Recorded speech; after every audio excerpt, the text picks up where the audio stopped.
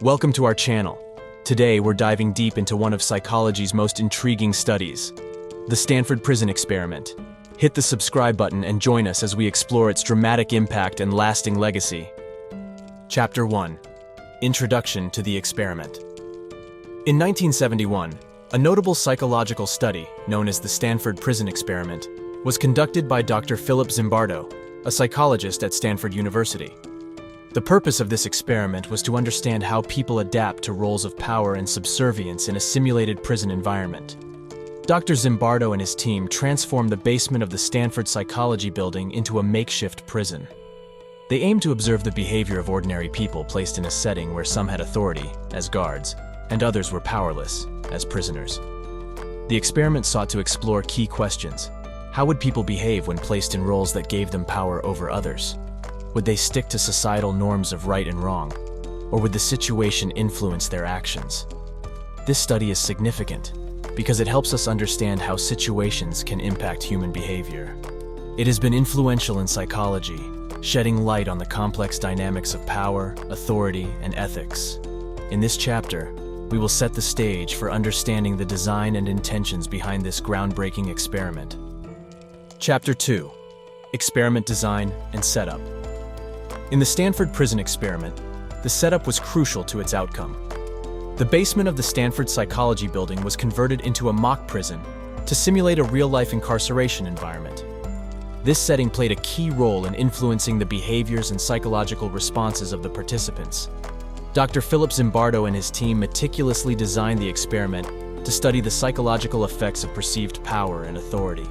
The environment included cells, barred windows, and doors, replicating a typical prison setting as closely as possible within a university setting. This authenticity was aimed at evoking real-life reactions from the participants. The participants were 24 male college students, chosen for their perceived psychological stability and physical health. They were randomly assigned to play the roles of either prisoners or guards. This random assignment was essential to the experiment's integrity, ensuring that any observed behavioral changes could be attributed to the environment and roles, rather than pre-existing personality traits. The guards were given uniforms, clubs, and sunglasses to create an authoritative appearance. The prisoners were issued simple clothing and numbers for identification, stripping them of their individuality. These elements were designed to deepen the immersion into their roles, setting the stage for the dramatic developments that would unfold. Chapter 3. Selection and Roles of Participants. The Stanford Prison Experiment involved 24 male college students, selected from a larger group of volunteers. These participants were deemed physically and mentally fit for the experiment. Their selection was based on assessments that indicated they were psychologically stable and had no history of crime or drug abuse. Once chosen, these students were randomly assigned to two distinct roles, prisoners or guards. This random assignment was crucial, as it aimed to eliminate any pre-existing differences between the individuals who would play guards and those who would be prisoners. This approach ensured that any behavioral changes observed during the experiment could be attributed to the influence of their assigned roles and the prison environment. The guards were given uniforms, sunglasses, and symbolic tools of authority, like a baton. These items were intended to create a sense of power and authority. In contrast, the prisoners were given loose-fitting garments and assigned numbers. This was done to depersonalize them and simulate a real prison environment.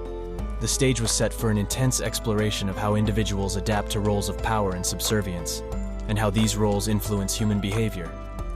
The experiment proceeded to unfold in unexpected ways, highlighting the profound impact that situational forces can have on behavior. Chapter 4. The Experiment Unfolds. As the Stanford Prison Experiment commenced, the dynamics between the guards and prisoners began to evolve rapidly. Initially, both groups seemed unsure of how to inhabit their roles. However, it didn't take long for a distinct shift in behavior to emerge, especially among the guards. The guards started to exercise authority over the prisoners, often employing psychological tactics to establish and maintain control. They set rules and enforced them strictly, sometimes arbitrarily, creating an atmosphere of unpredictability and fear among the prisoners. The guards' behavior became more assertive and commanding as the experiment progressed, demonstrating how the role and uniform influenced their actions. Meanwhile, the prisoners were subjected to roll calls at odd hours, and their basic rights were progressively restricted. They were referred to by their assigned numbers instead of their names, further dehumanizing them. As the guards' authority intensified, the prisoners began to exhibit signs of stress and submissiveness. Some resisted or acted out, leading to further confrontations and punishments. This chapter of the experiment highlighted the rapid internalization of roles.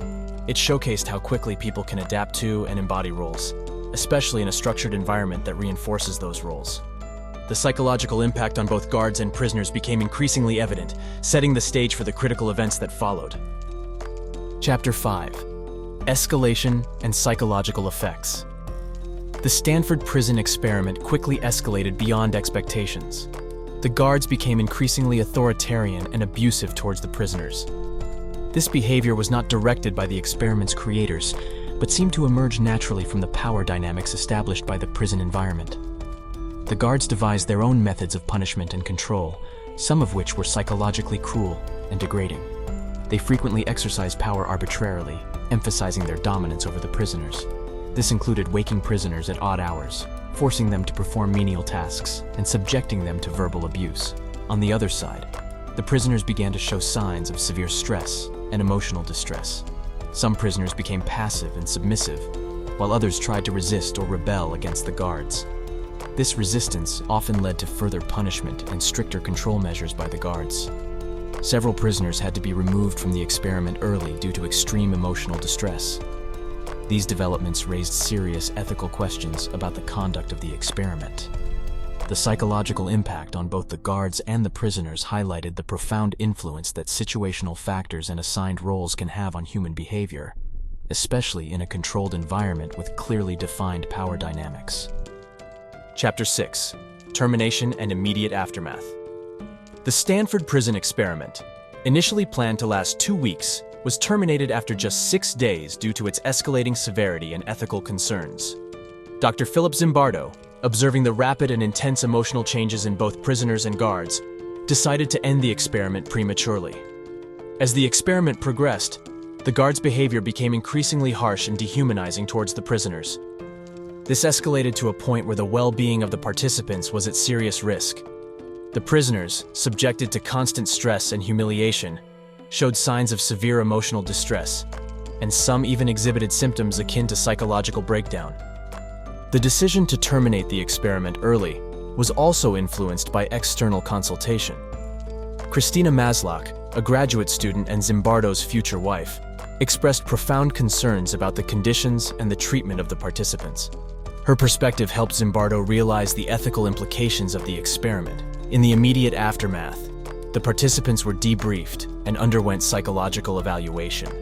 The early termination of the experiment sparked significant debate and criticism, particularly regarding its ethical standards and the psychological impact on the participants.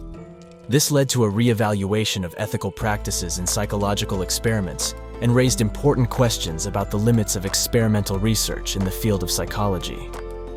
Chapter 7: Ethical Implications and Legacy. The Stanford Prison Experiment left a lasting legacy in the field of psychology, particularly in the realm of research ethics. This experiment's controversial nature brought to light critical issues regarding the treatment of participants in psychological studies. One of the most significant outcomes was the introduction of stricter ethical guidelines and oversight in psychological research. The experiment demonstrated the need for careful consideration of the potential psychological harm to participants, leading to reforms in obtaining informed consent, ensuring participants' well-being, and the establishment of clear termination criteria for studies. The experiment also sparked a broader discussion on the nature of power, authority, and human behavior. It became a classic example of how situational factors can dramatically influence behavior, often in unexpected and negative ways.